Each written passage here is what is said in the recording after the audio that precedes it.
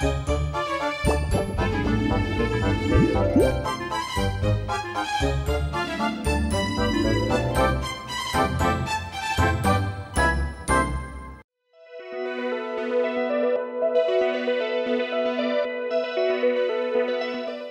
desa kami, Desa Muara Aman yang terletak di Kabupaten Lebong, Provinsi Bengkulu. Pada saat COVID-19 melanda di daerah kami, aktivitas kegiatan belajar di sekolah pun diberhentikan. Akan tetapi, kami tetap belajar dari rumah. Kami sangat rindu dengan teman-teman dan rindu belajar bersama di sekolah.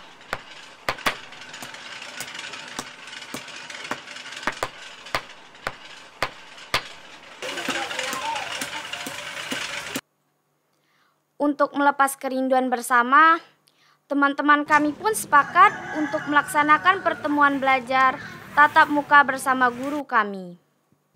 Rehan, kapan teman-teman kok belum datang ya? Sudah jamnya tapi belum datang. Sekarang udah jam berapa? Udah jam 10, kita sabar aja kita tunggu. Kita kan udah janjian sama Pak Dedi, tapi gurunya juga belum sampai. Ya teman-teman sini.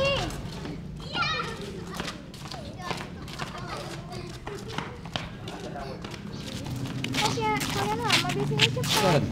Tadi kami doang soalnya mobilnya macet. Bapak Dedinya udah datang atau belum? Udah kok. Tadi Farhannya bilangnya mau datang tapi kok belum datang. Kata Rehan tadi dia sudah panggil Farhan. Tapi dia di mana ya? Ya udah, kita langsung aja masuk. Ya udah, sambil kita masuk kita ngobrol dulu sambil nunggu teman-teman sama gurunya ya. Gimana Rehan? Kita mau masuk kelas apa mau nunggu Farhan? Kita masuk kelas aja. Ya udah teman-teman, kita masuk kelas aja yuk. Yuk. Lebih kurang 10 bulan kami tidak bertemu dengan teman-teman sekolah dan guru. Dikarenakan musibah melanda kita semua yaitu virus COVID-19 sehingga aktivitas belajar di sekolah diberhentikan untuk menghindari penyebaran virus tersebut. Pada kesempatan ini kami sangat bahagia bisa berkumpul di sekolah. Ya, selamat pagi anak-anak. Assalamualaikum warahmatullahi wabarakatuh. Selamat pagi anak Indonesia. Semangat dong. Bapak mau anak-anak tuh semangat. Selamat pagi anak Indonesia. Inilah Pak Dedi, seorang guru yang selalu membimbing kami dan memberi semangat supaya kami terus semangat untuk belajar. Pak Dedi, sosok guru yang selalu peduli dengan anak-anak didiknya. Dia berharap kami terus belajar dan tetap menjaga protokol kesehatan sesuai aturan pemerintah saat ini.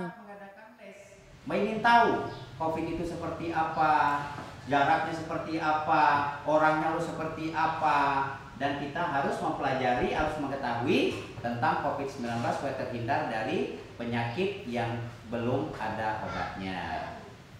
Ya, jadi anak-anak sekalian ada yang belum masuk ini?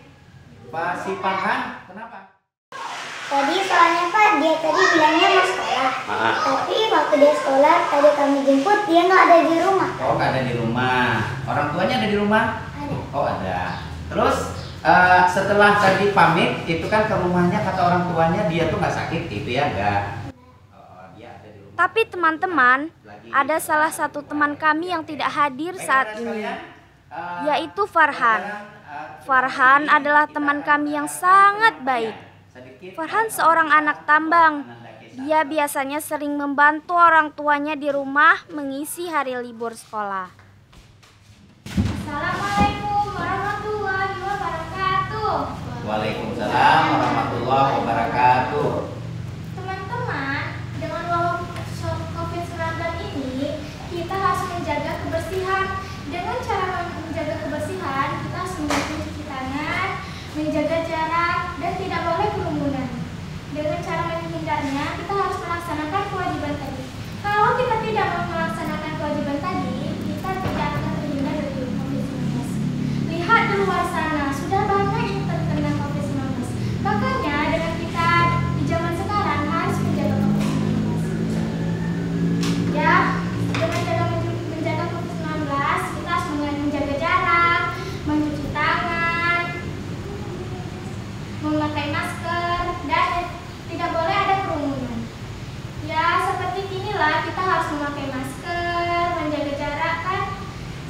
biasa, karena di sini juga belum banyak yang terkena COVID-19, kita juga bisa menjaga kebersihan dengan sepenuh hati.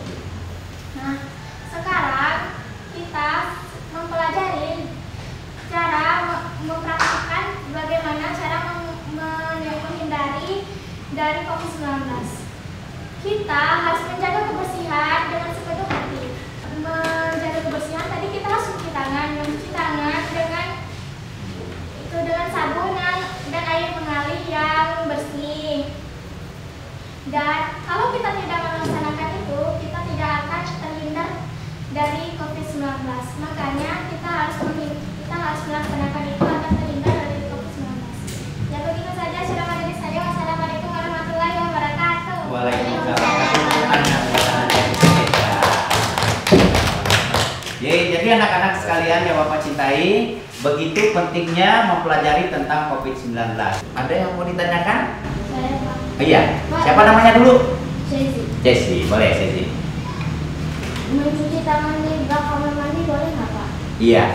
Jadi anak-anak sekalian, mencuci tangan di bak kamar mandi itu sih boleh saja, tapi tidak etis. Karena dalam aturan dari COVID-19 menjaga kebersihan itu mencuci dengan sabun dengan air yang mengalir. Paham? Oke anak-anak sekalian, demikian ya hari ini. Dan karena kita kangen, rindu dengan sekolah kita, makanya les hari ini udah datang seperti ini, luar biasa banget. Bapak merasa bangga dengan anak NIM 01 Kabupaten Lebong. Maka dari itu kita cukup sekian. Mungkin ada yang kangen sama rekannya, silakan aja nanti. Yang jelas sekarang dari Bapak cukup sekian. Terima kasih. Wassalamualaikum warahmatullahi wabarakatuh. Waalaikumsalam warahmatullahi wabarakatuh.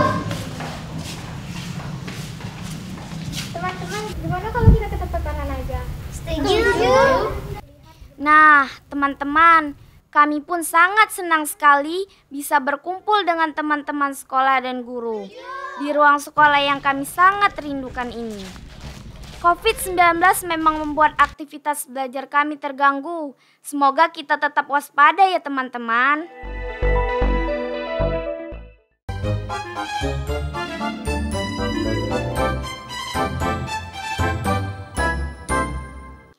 Nah, sekarang kami akan berkunjung ke rumah Farhan untuk mengetahui kondisi Farhan.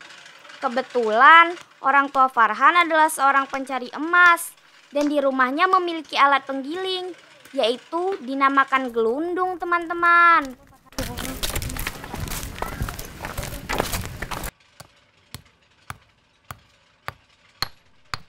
Assalamualaikum. Assalamualaikum. Ada kawan-kawan, mau ngapain ya? Tadi kamu nggak les kenapa? Aku sedang membantu orang tuaku. Kamu itu lagi apa? Aku sedang menumbuk batu urat. Bolehkah kami membantunya? Boleh, dari nanti. Yuk kawan-kawan masuk. Inilah teman kami Farhan. Nah, teman-teman, beginilah kegiatan Farhan dalam mengisi hari libur. Kami pun langsung membantunya. Di Kabupaten Lebong ini, sebagian besar mata pencarian penduduknya yaitu adalah seorang penambang. Nah, teman-temanku di Nusantara, di rumah Farhan ini banyak sekali batu-batu yang mengandung emas. Batu ini harus dipecah sekecil mungkin sebelum digiling menjadi emas. Kami pun sangat senang bisa berkumpul dengan teman-teman sekolah. Sebagai anak tambang, Farhan sangat pintar memecah batu yang mengandung emas. Temanku yang lain mencoba membantu Farhan untuk memecah batu ini.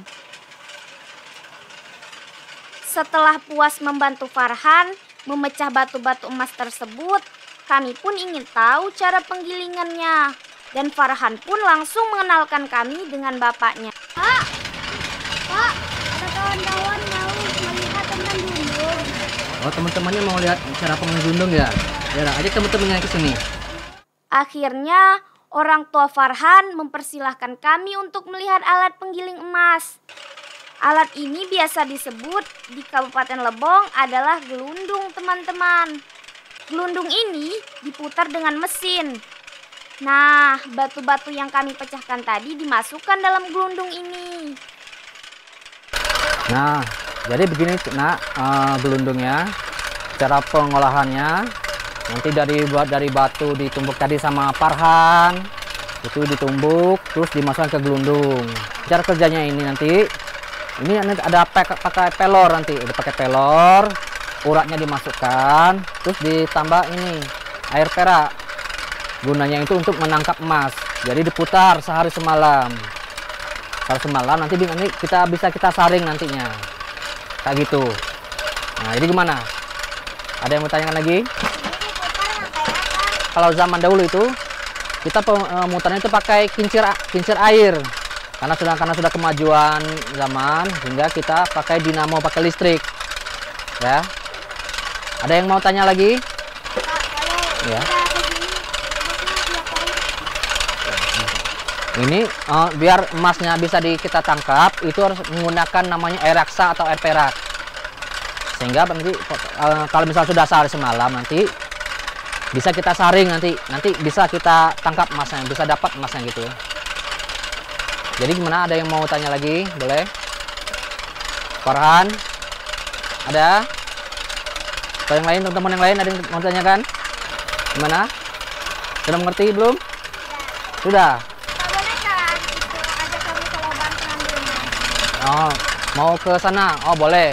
Nanti Farhan kita ajak teman-temannya nanti ke lubang kacamata melihat bagaimana cara pengambilan uratnya ya. Baik, anak-anak. Nah, katanya mau lihat cara pengambilan batu uratnya ya.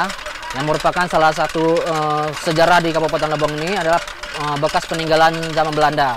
Nanti di sana nanti ada gua kacamata. Bagaimana bentuk prosesnya nanti kita lihat saja ke sana, oke? Siap? Semangat? Oke. Nah, sekarang kami akan dibawa oleh orang tua Farhan ke lokasi pencarian batu emas atau disebut lubang pencarian emas.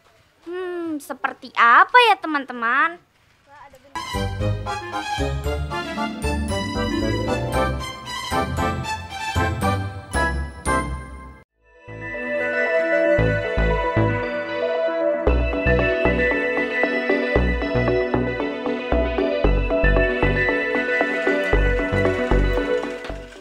Nah, teman-temanku di Nusantara, berikut ini kami akan ke lokasi tempat pencarian batu emas. Wah, pasti seru dan bisa menikmati pemandangan desa. Di samping itu, kami bisa melepaskan kejenuhan yang sudah lama tidak menikmati keindahan alam. Dalam perjalanan menuju Lebong Tambang, kami menggunakan mobil karena jaraknya lumayan jauh, teman-teman. Di dalam mobil kami sangat merasa bahagia, apalagi bisa berkumpul dengan teman-teman sekolah. Sekarang kami sudah sampai di lokasi tempat pencarian batu emas. Namanya desa ini adalah Desa Lebong Tambang. Disinilah penduduk atau orang tua kami mencari batu emas. Di lokasi ini banyak sekali masyarakat mencari batu emas.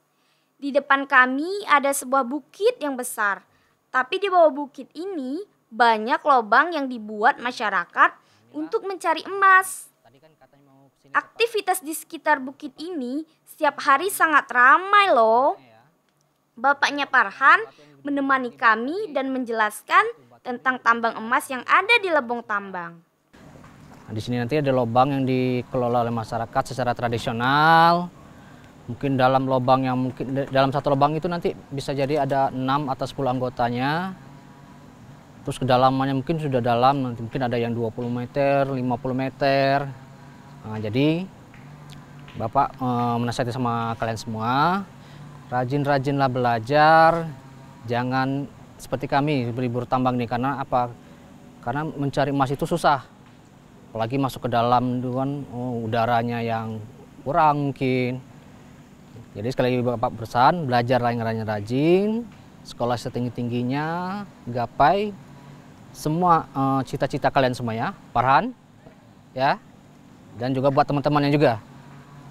Pokoknya harus semangat belajar, giat belajar pokoknya, oke? Pak, bagaimana cara membuat lubangnya? Nah, lubang ini dibuat secara tradisional oleh masyarakat sini.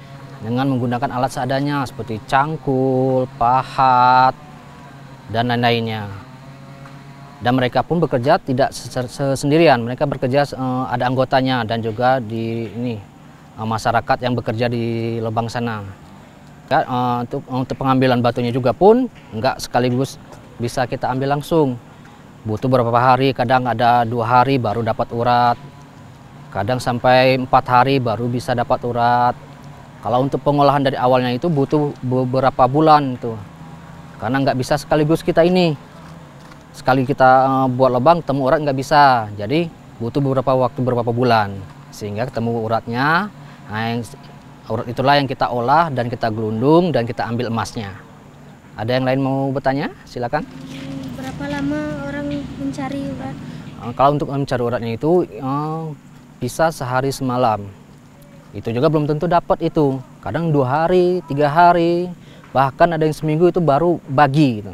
Dan juga hasilnya juga nggak seberapa dan tidak sesuai yang kita inginkan. Kadang hasilnya mungkin kurang, kadang lebih.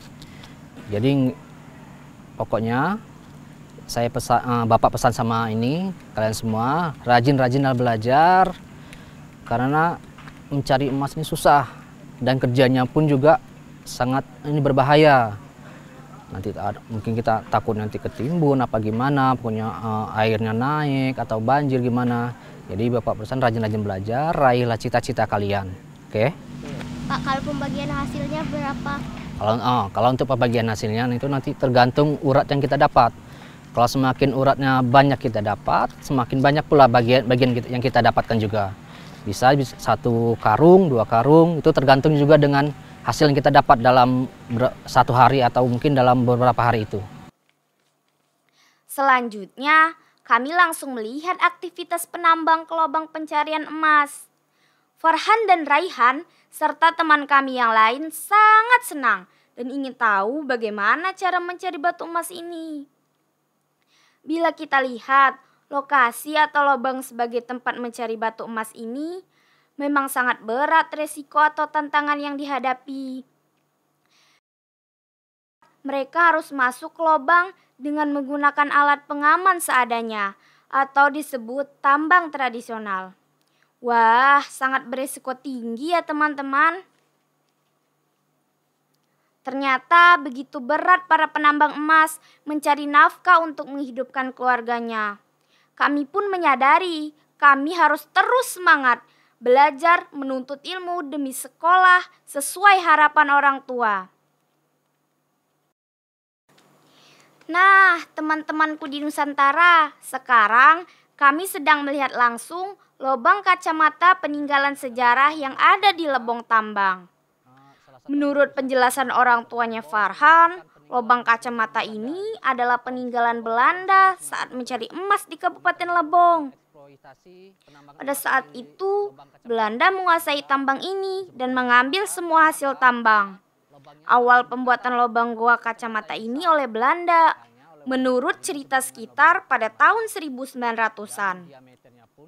Sehingga lubang kacamata ini adalah sejarah yang penting bagi kami sebagai anak tambang di Kabupaten Lebong.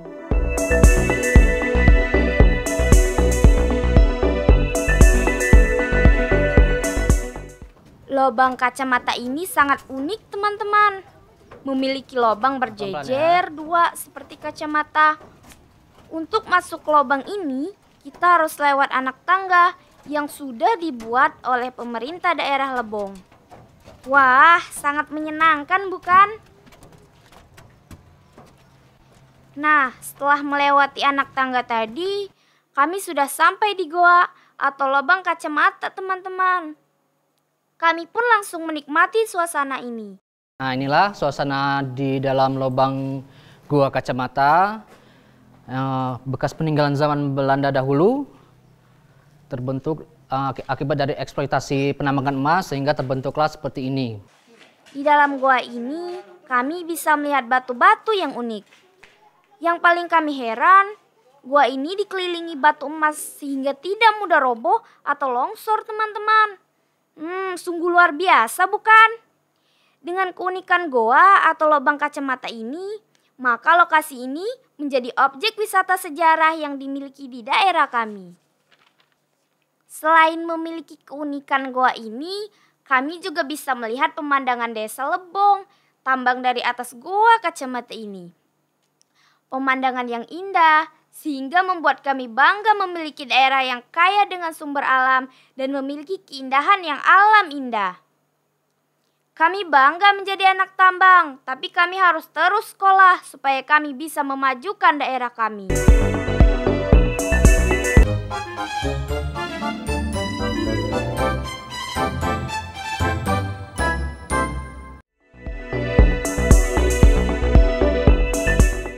Nah, teman-temanku di Nusantara, setelah puas melihat lokasi tambang dan peninggalan sejarah Gua Lobang Kacamata tadi, sekarang kami akan melepaskan kelelahan untuk menikmati wisata alam yang ada di daerah kami, yaitu wisata Taman Smart City Karangio yang berada di Desa Tabah Atas, teman-teman.